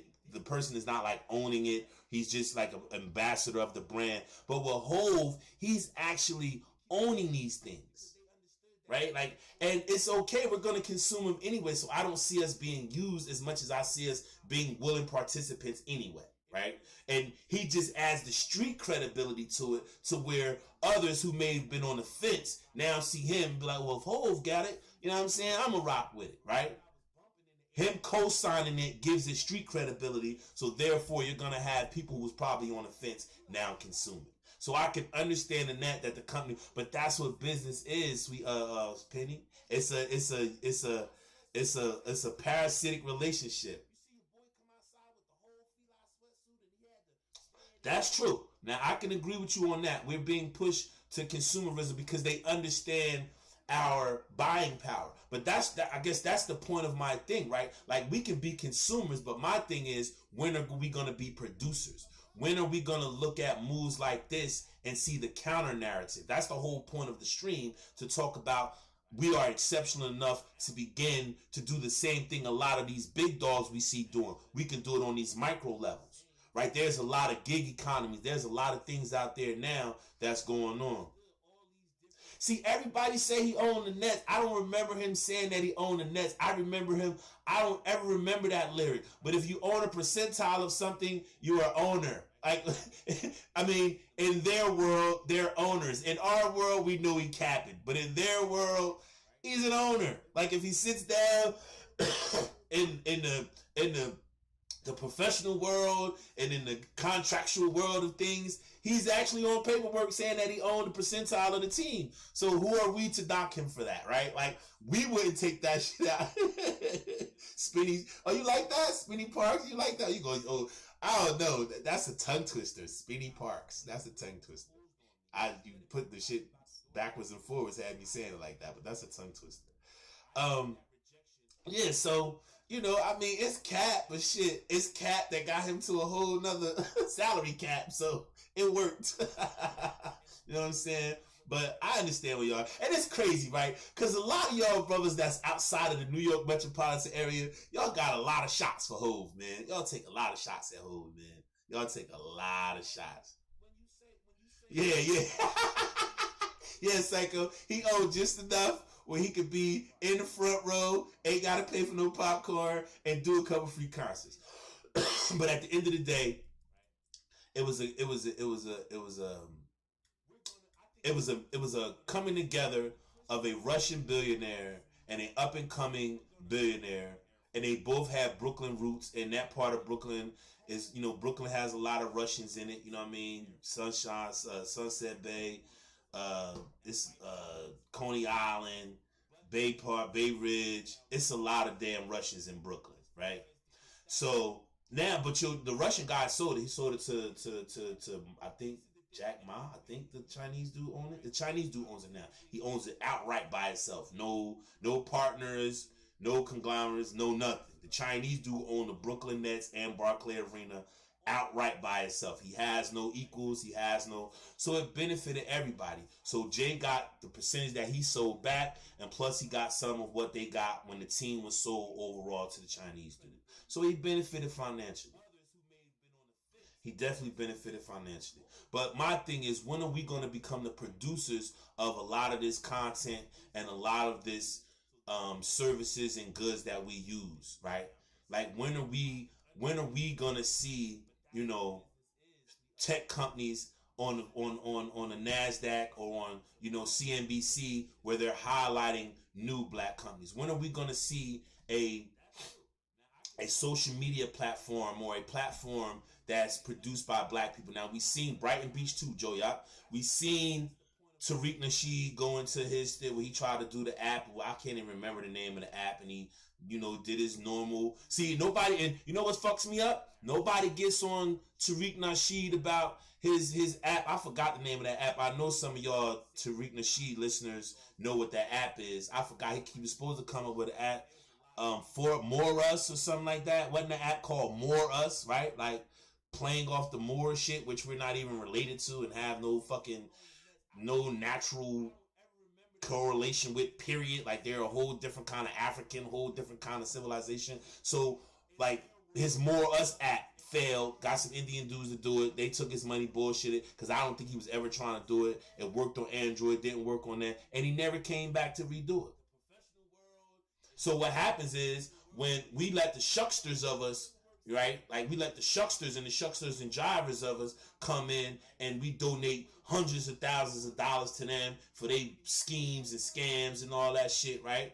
But we never search out the young tech guys who are trying to do startups. We never listen to the young geeky guys who might need to pull up. Like I know a guy from my area, he's trying to do a startup, right? He's trying to do this thing where you hit the app and you can go to parties to all out the world, right? Like you can just hit the app, and if they live in the club in Milan, you at that club with them party. So you just put your little phone on and you do. And he kind of got it from the Versus thing, right? And watching Versus and how all the people around the world tune into Versus. Like you see a lot of people streaming radio stations online. A lot of white people, taking soul music and hip hop and club music and making stations in Europe where it's just all white DJs playing black music 24 hours a day and calling it soul radio. Like 3 white dudes on a soul called Soul Side Radio out of France. 3 white dudes. What the fuck they know about soul? But they play nothing but black music all day, 24 hours a day, 7 days a week. They got 3 main channels. Everybody uses us. Excuse me. Everybody uses us and uses our culture to benefit them, right? But we don't. So we gotta do what Jay do. We gotta get a little bit here and sell that little bit, then get a little bit more here and then sell that little bit, right? To climb the ladder. Like he literally said, like I'm like, he had to think about it. Like I'm like the only black tech CEO. And its title, it's not like it's a real tech company. It's just a company that uses technology to stream music and algorithms to stream music.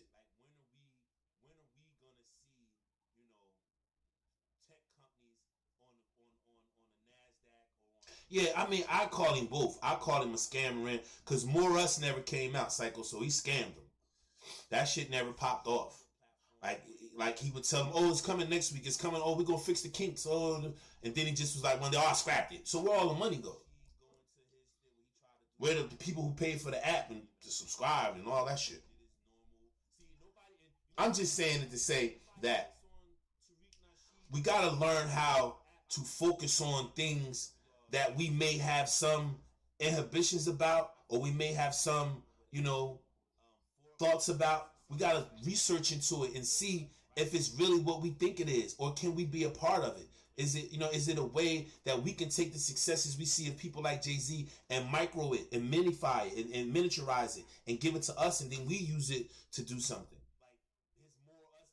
Because what I learned in this space is a lot of smart people in this space. There's a lot of talented people in this space, and they deserve the same recognition and the same acknowledgement as we see with some of these white people who do nothing but bullshit, who give you, who just talk about a bunch of bullshit all day, right? And sell you bullshit. Say, do you want to learn how to do this? And you want to learn how to do that? And like, it's bullshit.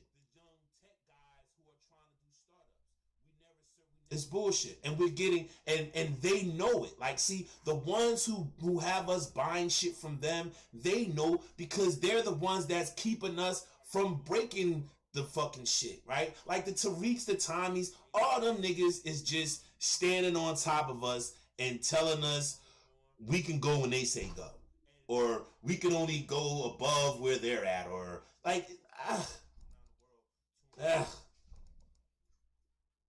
It's all getting too much for me now. What's good, Renaissance? Peace to my brother Renaissance. Of the wonderful duo of me, him, and trio of me, him, and Psycho. We'll be back at y'all tomorrow. Everybody like when you and Psycho kick it, Renaissance. They like the conversation we have. Everybody really enjoy it, so we definitely gonna rock out tomorrow with that. But like, we let these people inhibit us from doing big things, and then when those of us do big things, we seek to undermine it, or we seek to find where they're being facetious, or they're having a hidden agenda, or they're selling us up the road, where in essence they're really just trying to do business, and just trying to do business in a big way. And sometimes in doing business, African Americans can be seen as collateral damage, but we're not necessarily collateral damage, right? We got to start looking at when people of our essence and of our culture make big moves, that it's telling you to try to make that same big move at whatever level you at. Like I said earlier, that's the one thing I ain't mad at Kevin Samuels about. That professionalism, that having your shit together, you know what I mean? Your presentation, your package, all that. I'm with him on that. And I believe that that's very beneficial in you trying to do anything. See, because I listen now, I listen more than I used to when I hear certain things. And, with the shit with Jay, I was listening to how the white guy responded. And the white guy was excited because they knew what his influence would be. See, we got to understand, Hov is the nigga who, if they say it's a concert at this arena, it's sold out within an hour. So if you're dealing with a person has that kind of buying power, has that kind of shit with him, you're going to buy into that. You're going to be excited to be a part of that. You're going to be like, listen, I want to be a part of that. This can only expand our brand. And now they're also, at the same time, they're also relinquishing themselves of that Louis Vuitton fiasco with the big lips last year. It's like, okay, see, and we look at Hov as being used, but I look at it as these white people and these major corporations, the NFL, all these luxurious brands, they're looking for the black person that can really help them fix their image. Because they need help with their image. Because we know black people ain't gonna stop wearing Louis, ain't gonna stop wearing Gucci. We ain't.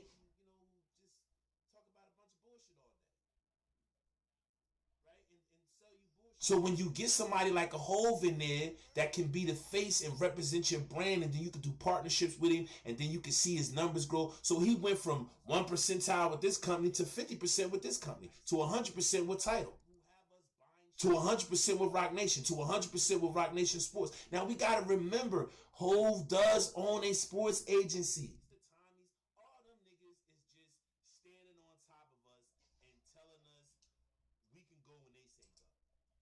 Let me check it out, Psycho. Let me see what that is, Psycho. I'm going to look that up real quick. Because I don't think that's it. I think that's probably something else. Look that up.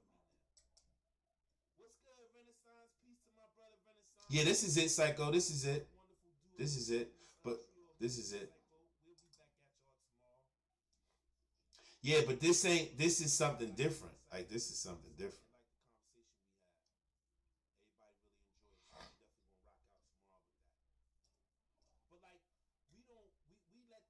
Yeah, I don't even see where you can download it or none of that.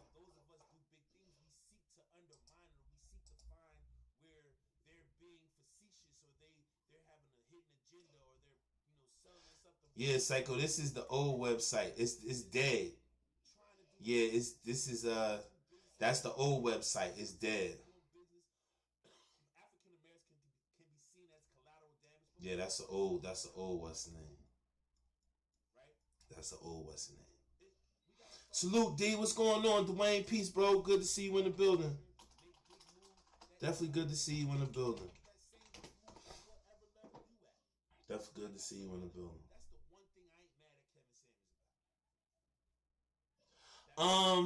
I'm not familiar with what Jesse did in the 70s and 80s. I'm not.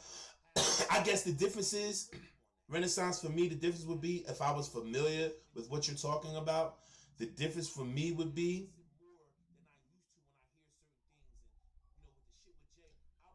yeah, Psycho, that was the page, but I think it's been I think that's just the old page. Like, you can't really do anything anymore. So I think it's like dead, and they just kind of kept the website around.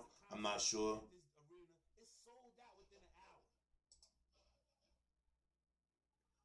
Nah, I'm not. Nah, I think you just hearing my earphones on the mic, because my mic is real clear. Third word, you could just hear you can hear my earphones on my mic, and I'm speaking through the mic, so you're just hearing the playback from the earphones. My bad. I kind of turn the earphones down a little bit.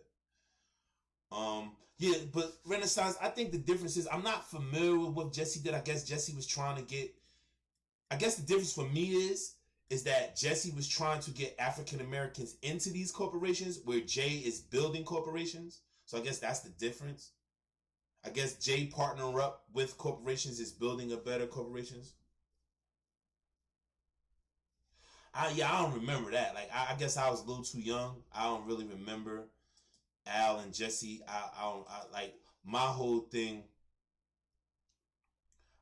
My whole thing is, what I know about Al and Jesse is more or less their social activity. I don't really remember them trying to clean up corporate images, but I think what Hove is more or less for the culture image, like the culture companies, more than it is like traditional Fortune 500 companies. So that's the difference. I think Jay is more doing it for the culture, right? Like, because it's the culture that we're consuming that we're having a problem with, right? Like you know, the Grammys,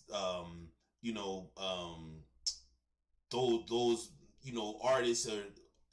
artists and creativity organizations that acknowledge their talent, right? Like the Oscars, the Grammys, you know what I mean, the Emmys, right? So it's like, that's the culture. So those people are asking the NFL, that's the culture. Louis Vuitton, that's the culture, right? So it's more or less he's affecting the culture, where they were more affecting traditional Fortune 500 companies that just had probably like hiring problems and things of that nature. Where we're in Fortune 500 companies, but the culture, the companies that represent the culture, be disrespecting us, and we're the culture, right? So it's like to clean up the image and say, listen, you can't use our culture and talk shit about us, and then want to put out big ass lips and shit and be like, oh, I didn't know I did that. Like, it's, you did it, but you thought you could get away with it because you thought more people aligned with that and more people wouldn't pay attention to it. So for me, that's what the difference would be. The difference would be, one is corporate, one is for the culture. And our culture is really important. Even as we get older, I still consume hip hop just as much as I did young. I do now. And I was listening to yesterday. I was listening to Illmatic, and I just like, damn. Like, Illmatic is ill. Like, I don't know if any of y'all listen to Illmatic lately, but Illmatic is ill. Then something was like, listen to Built for Cuban Links, right? That shit is ill. Like, that shit is crazy. Like, that music is crazy. The beats, the rhyme, like, and that was out 25, 30 years ago. So I think that Hove represents the culture, and he's representing hip hop in a way that a hip hop artist never really represented. And I think at this moment he's at the forefront of culture, of our culture, and he's the ambassador. And if anybody want to come to the culture, they now got to go through him. Where anybody can say and stand up and say they was for the culture. Triple OG, don't forget my fruit cup, dog.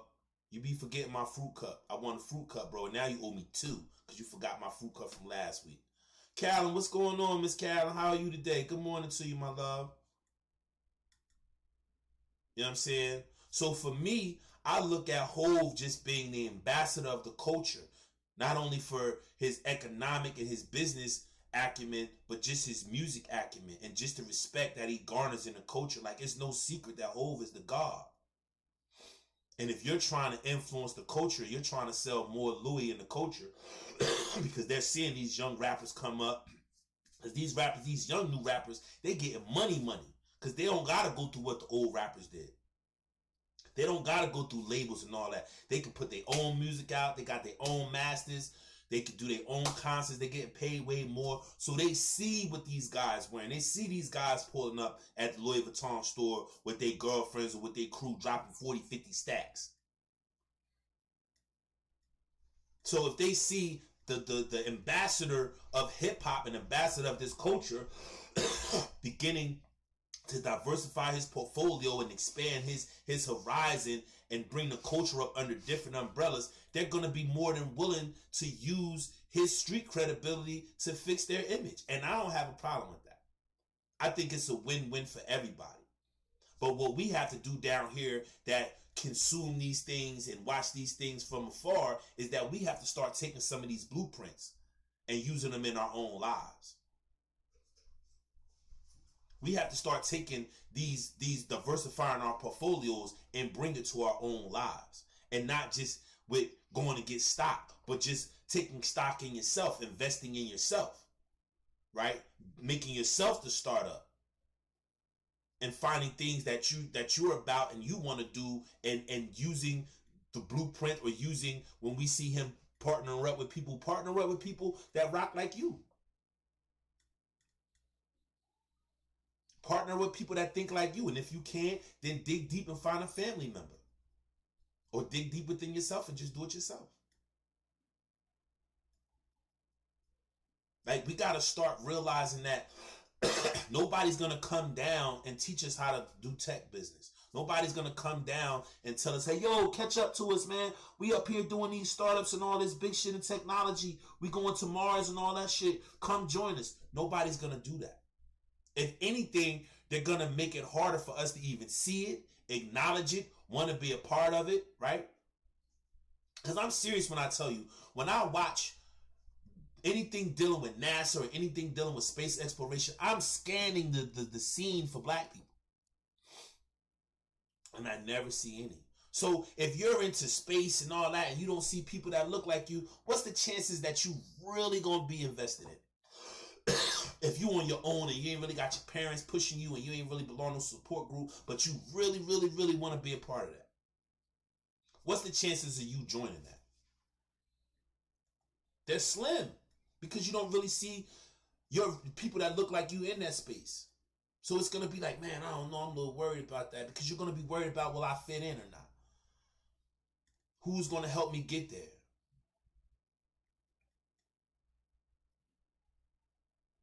Yeah, Psycho, me too, man. Because, and that's another thing. If you look at a lot of those rappers from the 80s and 90s, right?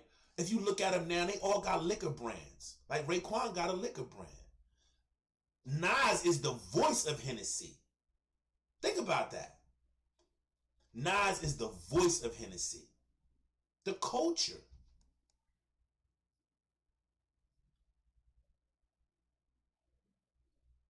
I mean, because liquor commercials just came back on TV. You know, it was a law against showing actual liquor commercials. You could show a beer commercial, but you couldn't show actual spirits commercial on television.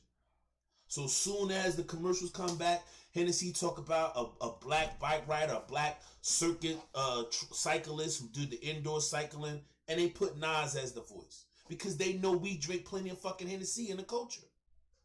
They know we drink a lot of MOET in the culture. They know we wear a lot of Louis in the culture. And they can't just get away with just, you know, talking crazy about us or doing some things. Now they got a Major Tell. Yeah, Major Tell. That was his name. Major Teller was the site. I love Renaissance and Psycho, man. Every time I say something, them two brothers, they got my answer for me. I may not remember because I'm trying to remember everything, but my brothers always got my back.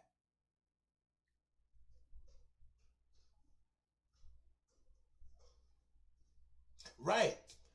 We're afraid. We've been conditioned to see the conspiracy of things more than we are to see the prospect of things, right? What it can do for us. We're conditioned to see the negative instead of the positive. Here it is, Hov just signed a major deal, and we're bringing up him owning the Brooklyn Nets. Like, we're not looking at right now, we're looking at the past. Because we've been taught that we got to figure out what Hov did wrong. Like, we're not looking at this African American being in spaces that we was once never a part of. And unfortunately, in 2021, we shouldn't still be having this conversation about black first this, black first that. Like, we should be a part of the system like everyone else. Like we're afraid to acknowledge that we're not in the system. Psycho had brought a statistic on the show a couple weeks ago. Psycho was like, only 2% of black people work for a black business. That's horrible. That's horrid. Because we wasn't taught to be black businessmen. We were always taught, a lot of us, if you're my age, a little older, we were taught when you turn 18, you either gonna get a job or you're gonna get out my house. That was the speech we got from our parents, our loving, caring parents. When you turn 18, you either get a job, go into service, or get the fuck out. That was our option. They never asked us, hey son, what do you want to be? Hey daughter, what do you want to be? If we didn't already have a path. But the majority of black people heard when they was my age, when they was this age, either you get a job, you join the service, you go to school, or you get out. None of them ever told us to start a business. See, entrepreneurship is not heavy in our community, so when we see black women being the black women right now are the #1 group starting small businesses. They're the #1 rising group with small businesses in this country. Because they see so many black women with successful businesses, the Ava DuVernays of the world, the Oprahs of the world. They see so many black women who start small businesses, who whether it's consulting, whether it's doing the work online, right? They see it. They see these sisters doing it, and they use their blueprint and they use their networking to build themselves up. We don't see that with black men.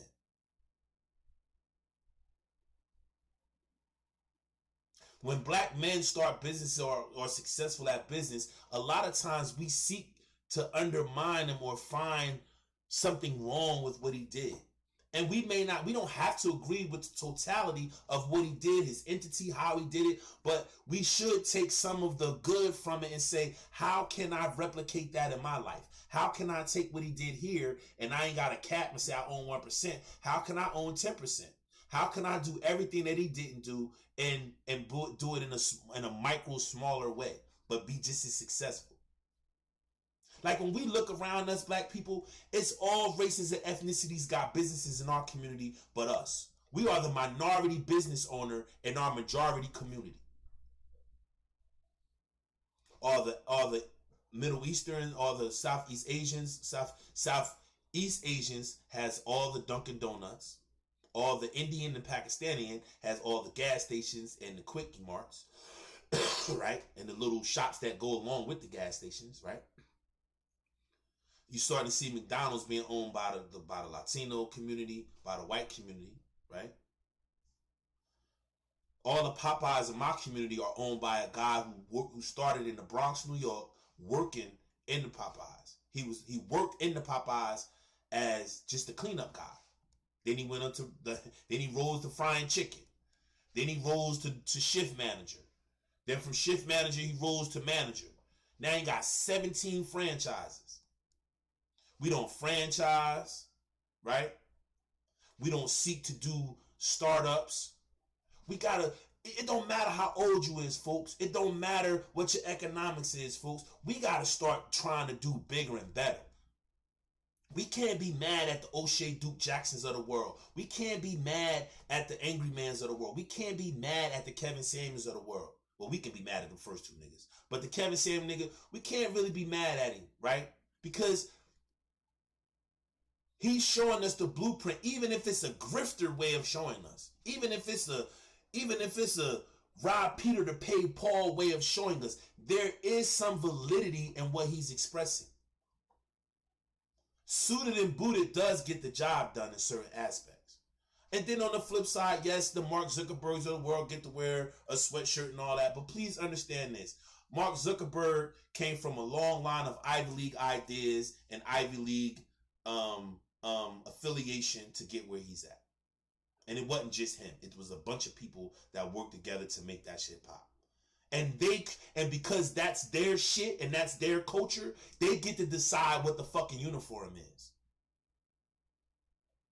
So if the uniform in the tech culture is a sweat hood, a t-shirt, and some jeans and some terrible ass sneakers, then that's the culture. That's the uniform. But we gotta set a culture. We gotta do bi culture. So if we got the overall hip hop culture that's an umbrella of a lot of things, then we gotta start taking that culture and making subcultures that bring that whole culture to power.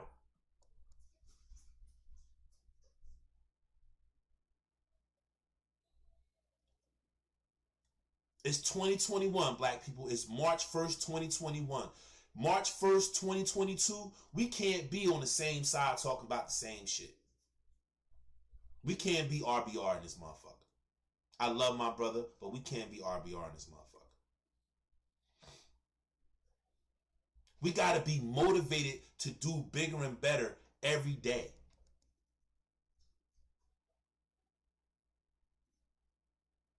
Because it's important that we learn how to do things that we normally didn't know how to do, because we can pass that information on to the preceding generations, which will benefit them.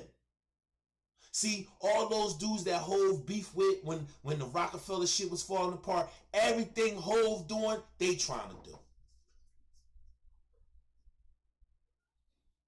You still hear a little beef with them here and there, but for the most part, they trying to get their business together. They going to LA. Oskino Vasquez. Check out Oskino Vasquez. It's deeper than rap. Check out his shit. Check out his interview with Dame Dash, Freeway, and Beanie Siegel. Check out Fat Joe and all his shit.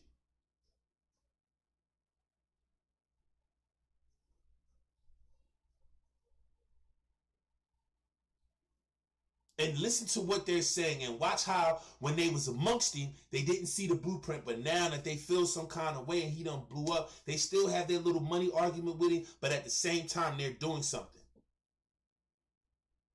Because they know that he's not going to talk their language right now. But they're trying to get themselves in a position where it's like, you may not talk my language, but goddamn it, I'm learning how to talk yours. Because it's language. It's communication. And billionaires and millionaires talk different from thousandaires. Thousandaires' conversation is a little bit different from millionaires, and millionaires' conversation is a little bit different from billionaires. So you got to learn the language, and the only way you learn the language is if you immerse yourself in that community. So folks, what AC Star is asking y'all today is, look at Jay and when he partner up with people and he try to advance his life. Who can you partner up with today? What can you partner up with today?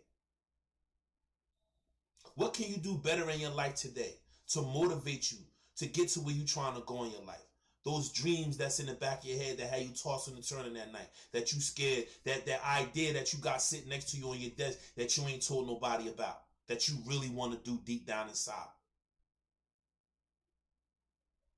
That business that you want to start, but everybody around you like, girl, why you got that good ass job? Or man, why you got that good job? You want to start a business? Don't listen to them. Don't listen to them at all. Be like, yeah, I hear you. You know what? You right. And when they're gone, you pull out your dreams and your plans and you double down. Because I guarantee you, if you make it and you become successful, they're going to be the first ones like, oh, you did it. And all you do is remind them, but you told me I couldn't do it. You told me that I wasn't going to be able to do it. But thank you. But remember now, you told me that I wasn't going to be able to make this happen. Because we need more intelligent, talented black people immersing themselves in areas that we were once afraid to go into. And another thing is, right? If you make good money and you live a good life, don't be afraid to take yourself on a nice, luxurious vacation. But make sure you try to do it with black people. Find a black island or a black resort or a black travel agent.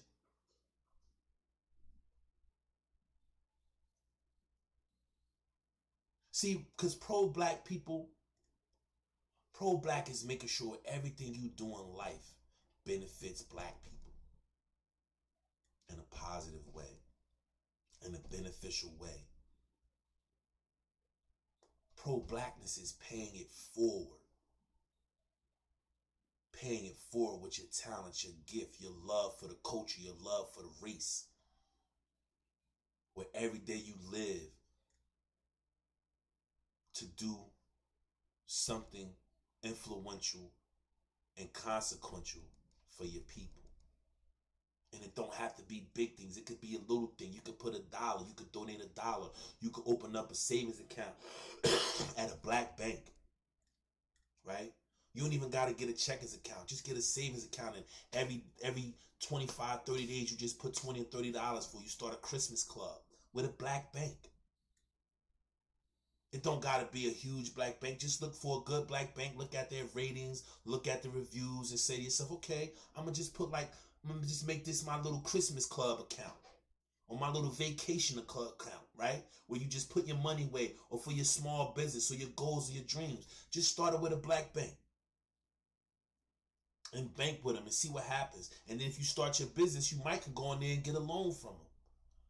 So now a black bank is giving a black business a loan. So that black business can now do business with black people. And you see how that works? You keeping the money right in the cipher. You keeping it right in the community. And it don't have to be the community that you live in. It's just the black community, because this wonderful internet has made connectivity be real. So in order for you to, you don't have to be in the physical space to be a consumer of said services and goods that African-American businesses may offer. And that's what being pro-black is. Pro-black is not following Tariq Nasheed, Umar Johnson, the Dagger Squad, you know. It's not following me. It's not following Psycho. It's not following an individual. You know how they used to have the ponds and the wishing wells in the malls? You flip your little coin in there in the water. That's what pro-blackness is. Our existence is that pond, just water flowing out. And every once in a while, we gotta flick a coin in there. We gotta flick a dime in there. We gotta, on that dime and that quarter, we gotta wish and pray that somehow benefits some black person down the line.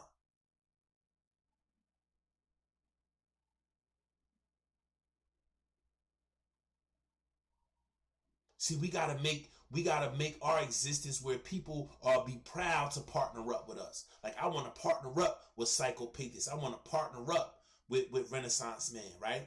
I want to partner up with those brothers because I'm like, damn, if I partner up with them, shit, we could do anything. I was watching the Wu-Tang shit again yesterday, right? And it was like, you took 9 different armies and you put them under one umbrella.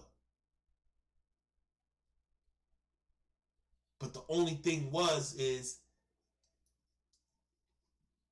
when somebody came in that communicated a different language, they couldn't understand what the person was saying, so the person got over on them. So all the armies was like, damn, our leader let us get got.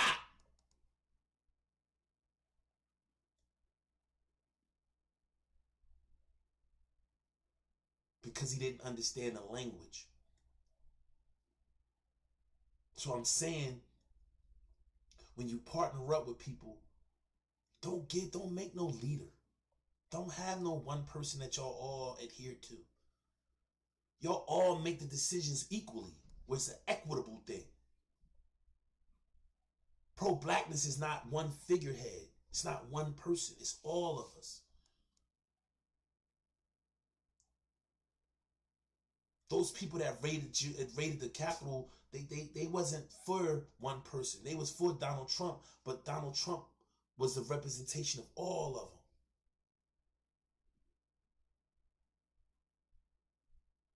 Because they was in there for their race and their culture. I'm not saying raid the Capitol for our race and our culture. What I'm saying is, let's acknowledge those who are making moves for our race and our culture, and not always attribute negative things to them when they do it. Now, if you can identify that as negative, then by all means. But if it's just negative because you may not like the consumerism of it or the materialism of it, that goes part and parcel with living in America because it's a capitalistic society.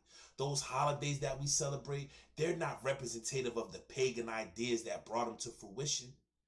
Once they became a part of Americana, it's all about the economy. They're now material holidays. They're not based in their pagan rituals. They're based in the commercialism of this capitalistic society. We live in a capitalist society, y'all. So it's about money. It's about business. It's about consuming goods and services. That's how a lot of us work and live and make money. Like me, I own a business that provides services. And I ain't shit. Like, you know, only people I'm mad at is the John Deere motherfuckers and the motherfuckers who always showing people commercials about the new lawnmowers and shit out. Man, could take that shit off TV. Let them call me. I'll come cut that shit. They don't gotta buy no new mower.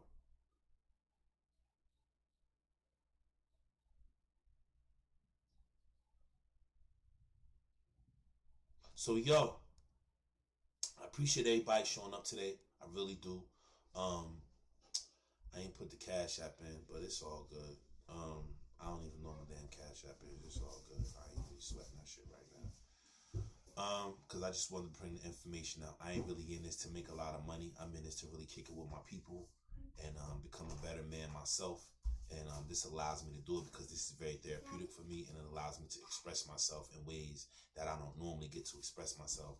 And show people that I'm not just this hothead. Like, when I'm a hothead, it's only because I'm defending me. Like, all I got in this world is me and my beautiful babies.